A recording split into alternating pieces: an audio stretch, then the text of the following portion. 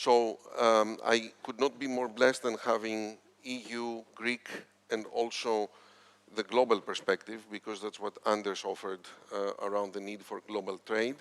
And I would like to kick off the discussion, and there I'm taking poetic license, inspired by the poetry anniversary, among other things. It's the 60th year of the first Nobel Prize for Greece, so I'm taking poetic license in economics. I don't know if this can be done, but the three themes that I'm picking, probably not. The three themes that I'm picking is, first of all, the Ukraine war, and what it has meant from your perspectives. The second one is around the China-West decoupling, and the third one is around the climate crisis.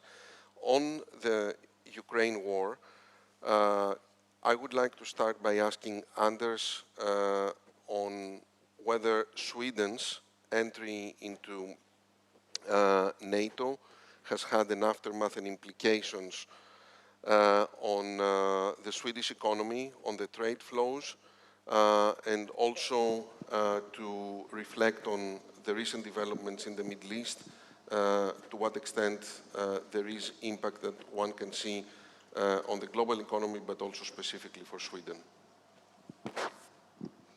Thank you very much. It's evident that the horrible war in Ukraine and the Russian atrocities there have changed the outlook for Swedish trade and Swedish security policy. And the most important change, of course, is our application to become a member of NATO, which in turn will no doubt change parts of our economic structure, not least making it even maybe easier for our arms industry to cooperate with colleagues within the NATO structure. The way our society is also now organizing, we are not only scaling up our military defense, we are also scaling up our civil defense, which of course will affect companies as well, since for many years the planning for how to run our economy in crisis, or if worse comes to worse, in war, have been falling behind, and we are coming back there as well.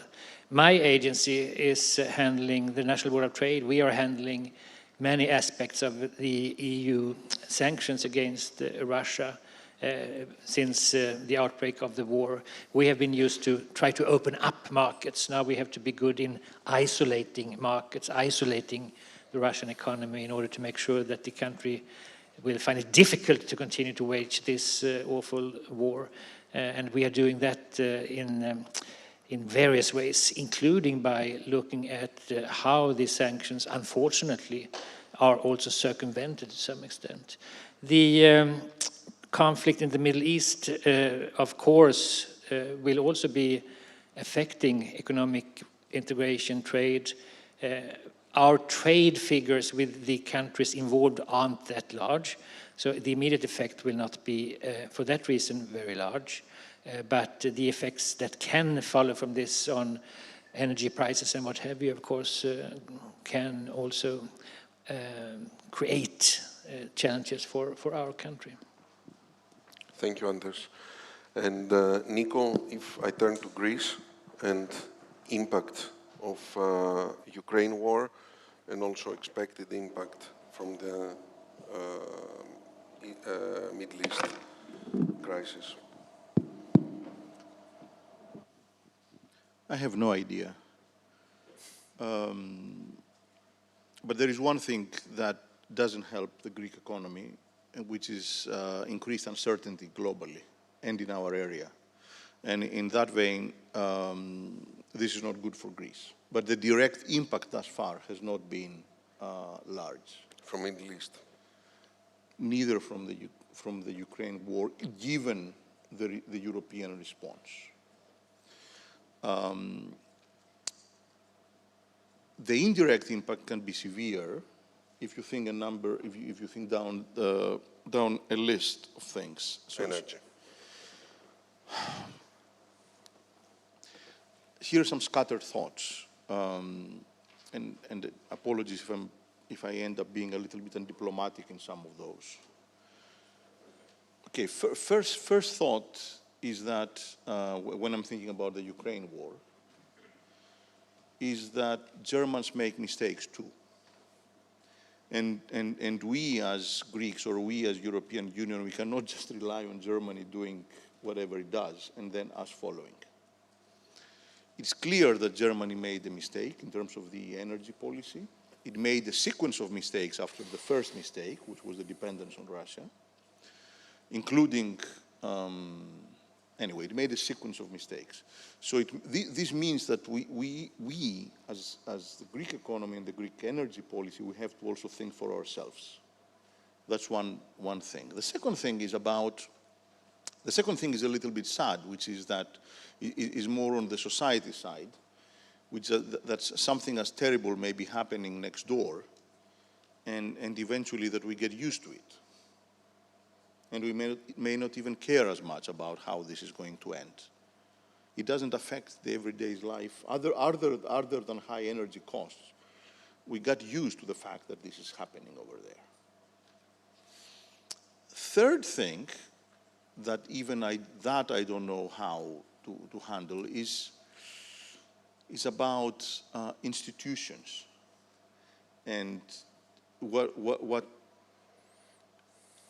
I'm looking around the global map, and I see a lot of large powers that in my book they are nowhere near what I would call a democracy.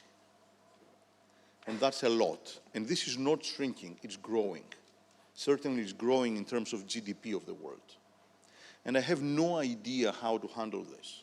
Because we as democracies, if we are getting a smaller share of the global GDP, we also have more of a difficult time to plan transitions, including green transitions. Because if you're not in a democratic regime, you don't care about elections. You can actually dictate how things are going to be, directly or indirectly, in a few years. And we have elected governments, and we have governments that they have to go to the people, especially at a time of high cost and decreasing incomes, and tell them that maybe you have to do this because in 5 or 10 years it's important that you do this today. These are complicated tricks. And my fourth thought... I've noted 6 so far, but maybe... My seventh thought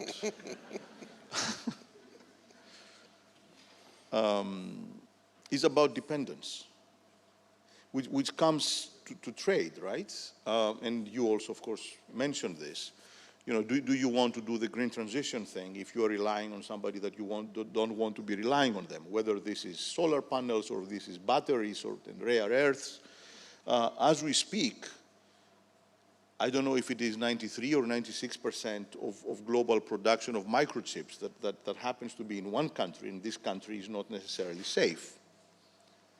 So how you plan ahead when you have these risks, and how are we willing to trade democratic values and institutions relative to high cost, relative to low costs? So the Ukraine, of course, the Middle East crisis is a different one, and it comes from a different source. But I have a lot of questions ahead, so I don't know if this helped, but I'm going to stop before you count. Tremendously and not diplomatic, and the best way to pivot to Nikos, and I understand you have to be diplomatic because you have an official role other than leading Greece's preeminent economic think tank. But, first of all, do you agree? Just to sum up,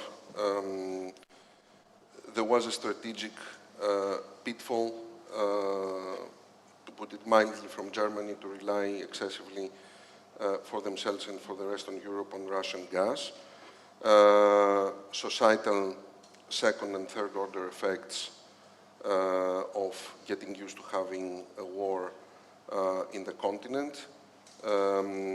The fact that democracy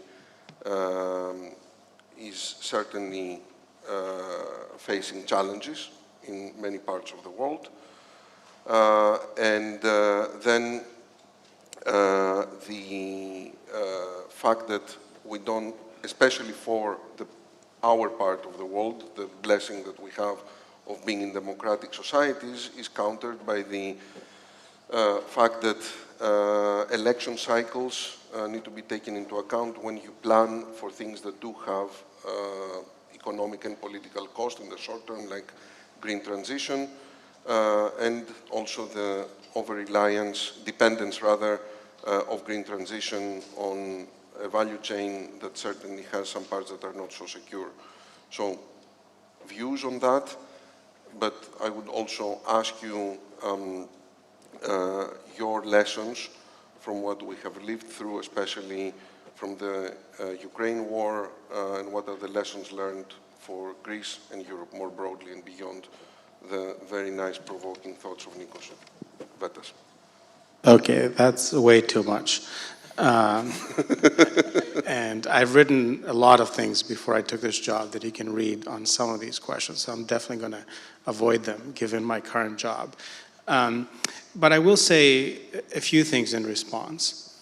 And it goes a little bit on the risk assessment and how we think about risk, but also what the things that we learned from the war and the impact on the energy market in Greece. I talked before about the European numbers, which was 80 billion, 316 billion on the imports of natural gas. In Greece, the equivalent numbers was 1 billion and 7 billion. 7x was the cost of natural gas for Greece last year. And the reason I refer to this number, and the Prime Minister does as well, is because first it shows the scale of what we faced last year, but it also helps you think very clearly about what it means to not have an insurance policy, right? It tells you, when you try to think, oh, should I do this, should I do that, should I protect myself, should I become more resilient, should I diversify? You have a very clear number of what it means not to do that. And by the way, we were highly diversified, way more diversified than most parts of Europe, but we were still exposed on the pricing front by what happened in this conflict, right? So for me, when I look at this number, and then I think we have incredible sun and wind potential, and the world is switching to resources that we have in abundance in Greece, I think of the energy transition as an incredible opportunity, right? Because last year I spent more than 7 billion euros importing natural gas, and I don't have hydrocarbons. Maybe I do. We're looking. I may give a different talk in a few years, but right now we don't know if we have, but we definitely have solar and wind potential in Greece. And so one of our lessons was, let's try to move to the world that uses the energy that we have. Does that create dependencies and complexities? Absolutely. I would, if I put on my previous hat, which was looking at supply chains for a living, the dependence of a Chinese solar panel is not the same as the dependence on Russian gas, because if China decides to stop exporting solar panels, the solar panel on my rooftop is still going to be producing energy. So it has a different effect because we're not sort of consuming these products, we're using them for capital investments. And so we need to think a little bit differently about our exposure, how much we're willing to pay for resilience and for diversification, and to have those be driven sort of by what the data shows us. The last thing I'll say in terms of lessons that we've learned from last year, I think one of the most important ones that we learned was that when the crisis hits, there's only so much you can do to change the world in the next 6 months, right? So I started this job last summer. And when you get together in the summer to figure out how you're going to make it through the winter, there's only so much you can do. And as a country, we were actually blessed because for the last 20 years, we had made a number of choices that put last year's policymakers in a relatively good position. We had diversified our sources, we had access to LNG, we were able to sort of reconfigure our system. And our main challenge last year was not access to physical supply, which was a problem for a lot of other countries. It was essentially the triangle of we wanted to support consumers, and we did. We also wanted demand to fall because we didn't want to support consumers so much that people consumed as if there was no crisis. We accomplished that. We had 1.5 times greater reduction in gas use, 2 times the reduction in electricity use. And we wanted to make sure that we didn't derail the finances of the country. And actually, if you look at the record, I think, of the government last year, it managed to navigate those 3 sort of core constraints and objectives relatively well. And of course, we wouldn't have been able to do that if we weren't in a broader context of economic expansion, which we were.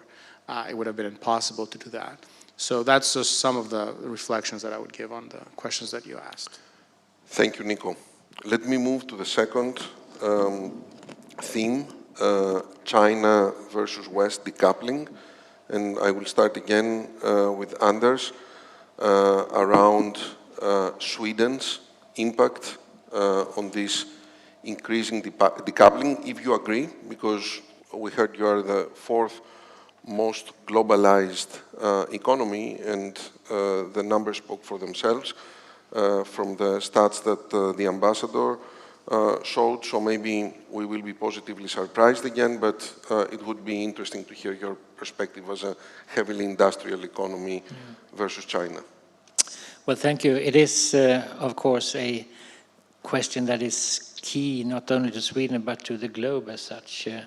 And again, looking back a little bit, in the 1990s and thereafter, I spent endless hours in meetings in Geneva on China's accession to the General Agreement on Tariffs and Trade and the World Trade Organization. It took 15 years to negotiate the terms for China's accession to the WTO in 2001.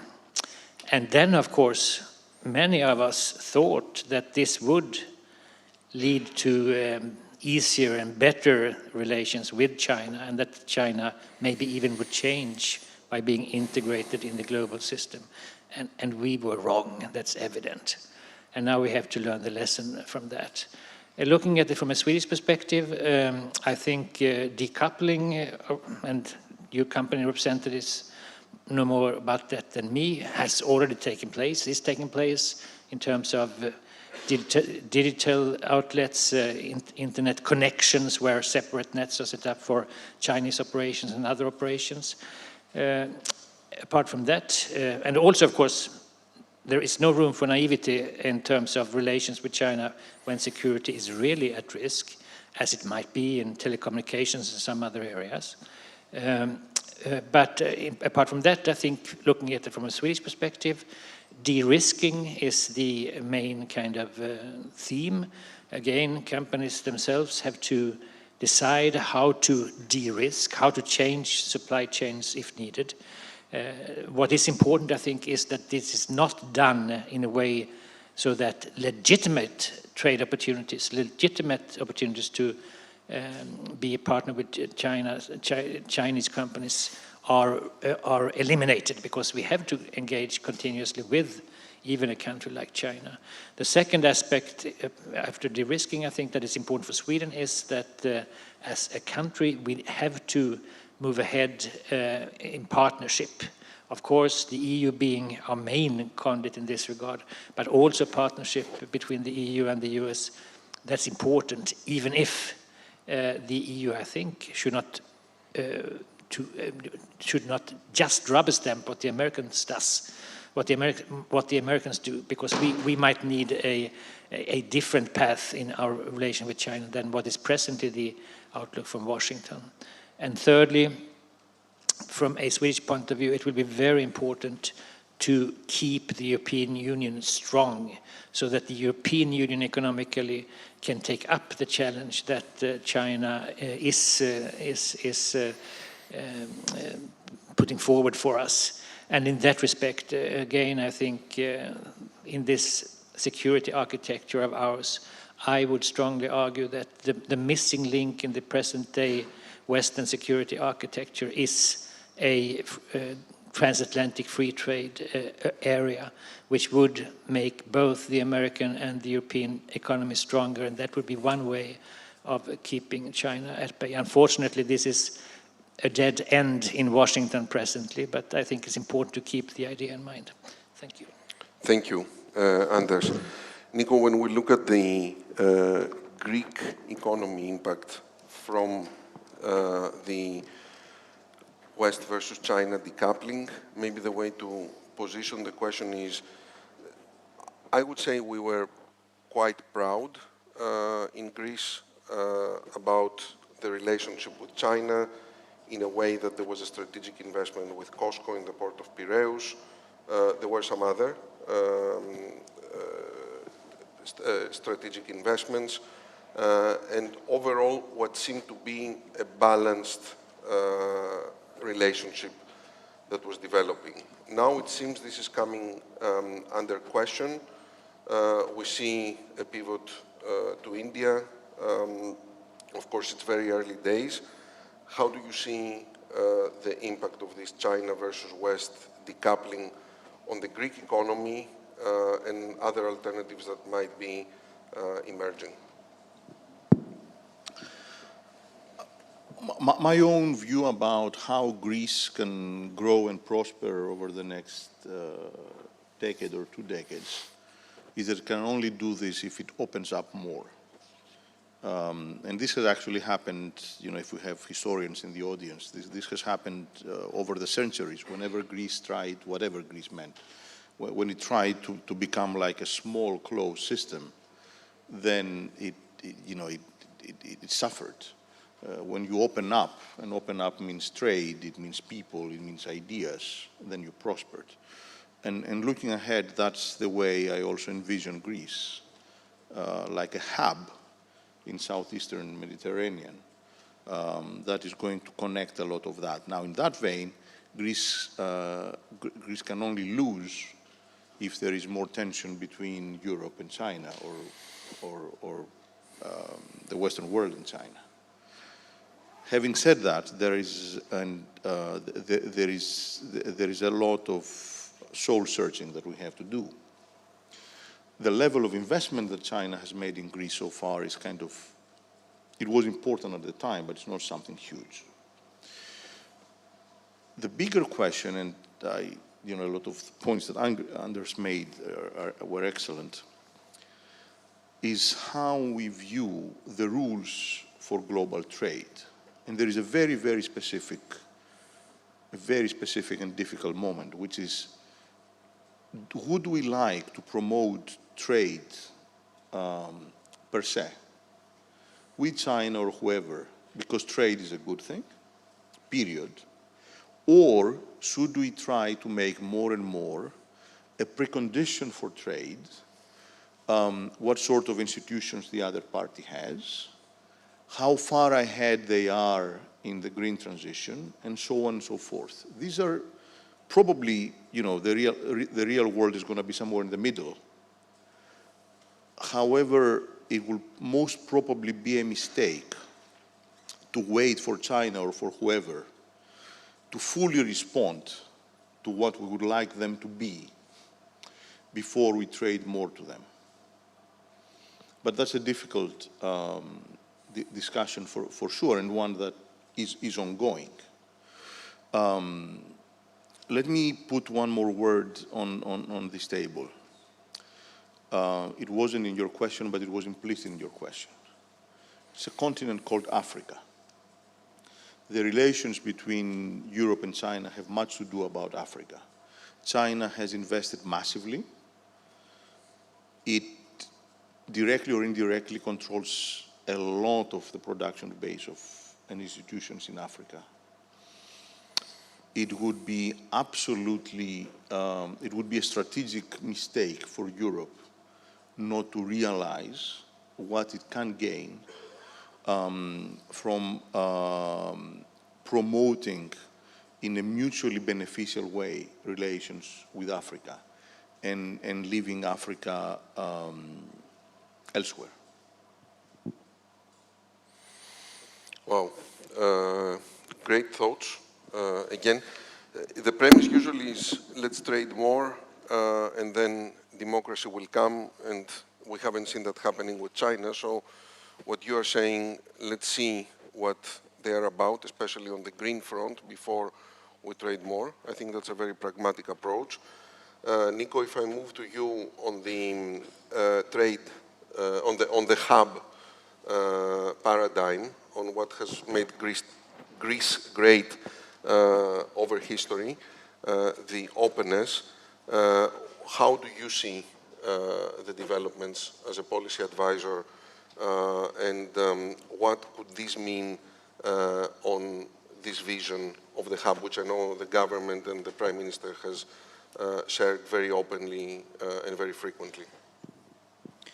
Yeah, I mean, I think there are sort of three layers here. One is, I mean, the idea of the hub, if we don't just focus this on China, but just on new trade flows, and especially on energy, I mean, I sometimes oversimplify by saying that the energy system, particularly the gas system, but also the oil system, has essentially, the center of gravity has gone from the hinterland to the coast, right? Because we used to import energy from West Siberia into Central Europe, and now it's switched. So for Greece, it used to be at the end of the line, and now you're in the front of the line. So that creates great opportunities for us to use our geographical position to supply energy inland, and we're doing this successfully.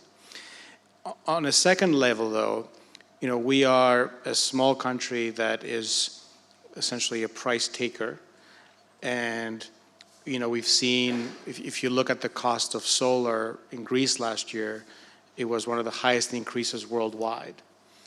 If you look at offshore wind, which is one of our top priorities for this next four-year administration, you know, we're seeing projects around the world struggling to deliver at the cost that they had agreed to because of supply chain pressure.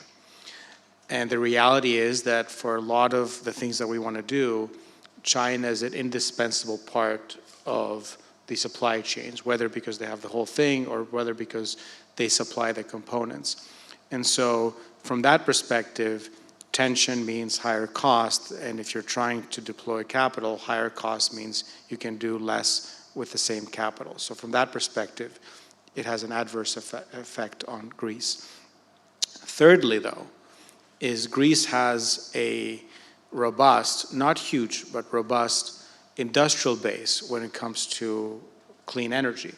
We have aluminum, we have cement, we have copper, we produce cables, we produce pipelines for CO2 and for gas and for hydrogen. We make batteries. And so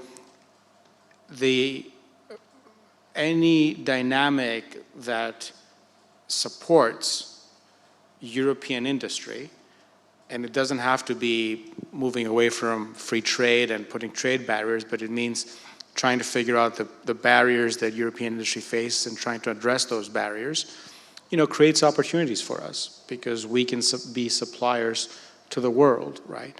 And so we have certain companies that are really internationally cutting edge, and they will benefit from a more sort of industry supportive European policy. To give a very narrow example, this has been in the press, you know, we have gallium, where we are trying to position ourselves as one of the countries that could replace the gallium that is lost from the Chinese decision to reduce exports, right? So, you know, this realignment of supply chains creates openings for people that have a presence to expand their presence. And so that is why we are a very sort of keen participant in the European conversations on a number of initiatives around supply chains, the Net Zero Industry Act, the Critical Raw Materials Act. Now we're talking about the Wind Act. You know, all these things are how do we support European industry? And so we are, as a country, we can benefit immensely from that because it's not just about the deployment of these technologies, but it's also about the manufacturing. And in certain areas, we are present. Nico, thanks a lot. Maria, do we have time, because it shows here I'm in the red, but do we have time for questions from the audience, or are we? No, actually, I think it's we need to stop here. Okay, so if I have can quite- sum up, just 1 minute. Thank you. First of all, I said in the beginning I feel blessed with this panel. I repeat that because I think there is great perspective that came from all three of you, and I really appreciate it. I've just made some key points that despite the fact that we are talking about geopolitical disruptions and the focus was economic impact, let's not underestimate the social impact and what war in the region and so close to us in our continent, but also very close by, means for society. The fact that democracy should not be taken for granted, and we are actually exposed to many countries in the global trade, in geopolitics, in Greece especially, but also beyond, where democracy is not at the level that we are enjoying in the EU. Thirdly, clear support for more trade, but I also take the need for greener trade, the way that we defined how we can think about the future with China. Anders redefined or added a new definition of NATO. It's not only North Atlantic Treaty Organization, but you want also trade organization, right? I mean, that's what US, EU freer trade is all about, which I think is a fantastic idea. And the last two thoughts is around the more supportive industrial policy for the cutting-edge sectors for Europe, but also for Greece, and how meaningful this can be. So a bit more activist, maybe learning from the US, but in a different way, in a more proactive way. And I will close with this beautiful idea of Greece, which has thrived in the past, and I think Sweden has done so as well. It is actually, it has had much more continuity on that, when it has been a hub of extrovertedness, trade, investment, and all the good things that come with it. So with this I close. Thank you very much for the very interesting discussion and for listening.